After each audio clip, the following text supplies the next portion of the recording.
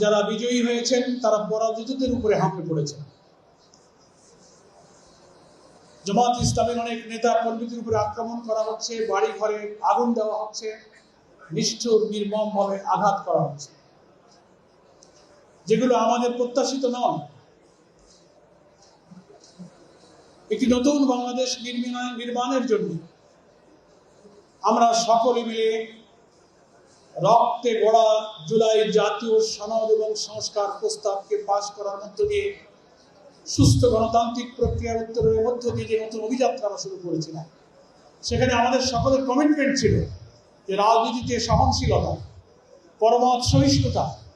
একে অপরকে মেনে নেওয়া, এটা হবে আমাদের রাজনীতির সংস্কৃতির একটা নতুন উদাহরণ। কিন্তু আফসোস এবং দুর্ভাগ্য, বিজয়ীরা যদি পরাজিতদের প্রতি সেই উদাহরণ রাখতে না পারেন, যেটা তাদেরই দেশ, জাতি, গণতন্ত্র, জনগণের প্রতি আশা আকাঙ্ক্ষা যে আমরা সবাই মিলে, বিরোধী দল, সরকারি দল,